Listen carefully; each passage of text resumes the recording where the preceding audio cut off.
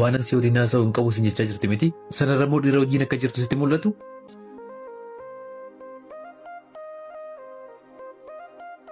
Mucuma kana toon ija isaa arguu baadhe. Simboo yeroo tokko kophaatti na dubbisuu dandeessaa? Waanan si waliin haasa'u hin qabu. Simboo maaloo yeroo tokko qofa yeruma tokko qofa. Waanan si waliin haasa'u hin qabu sin jechaa jirti miti. Sanarra immoo dhiira wajjin akka jirtu sitti mul'atu. Dhiifama isheen dubbise malee sin dubbisne. Kennuu tasgabbaa'imee. Kennuu koo tasgabbaa'e dubbisee dhufa. Tole itti fuf maal narraa barbaadda? Moo Simboon arras na jaallatti jetteeti?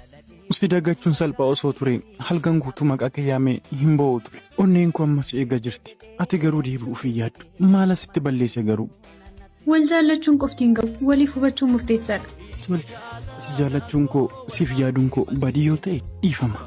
Garuu immoo hamman beeku an badii kun dhabeera.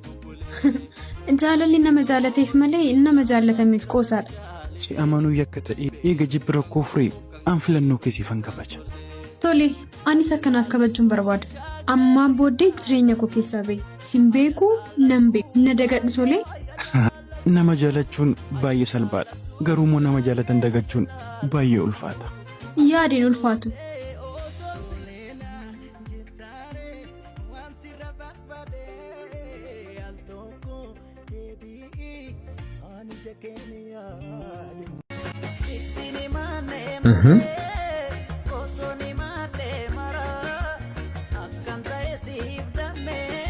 Ana irratti moo Simboo yaa ta'u.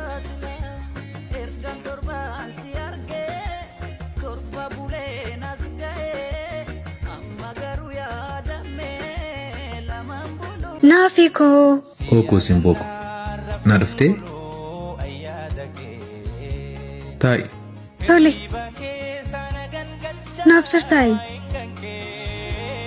Yaaddamtee jirtamoo? Baay'een si yaadeemi. Dhiifama nan tureemii obboleessa kootu manaa ba'uu dideema. Isan eegutti ture. Rakkoon qabu. Kanan eegusi taanaan waggaa kuman jiraataniif malee osoo waggaa kuman jiraatan ta'e si eeguu kootti hin gaabbu. Oo waan biraa miti. Isuma na hubattu kanaaf hin si jaalladhu. Of otoon siin qabuun ta'e maalan ta'a garuu? Of naaf jiraadhu.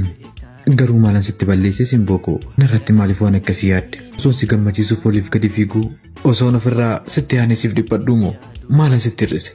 Moo jaalalan daangaa malee siif laadhutu humnaa ol ta'ee madaala koo gadi buuse? Osoon hunda beekuu isan siif lubbuu dhabuun deebii dhabeetiin malee. Maalii naafi koo? Yaadaan baddeema. Eessayyuu si dhiisee naqaa bareedduu koo hin deemu. Tole.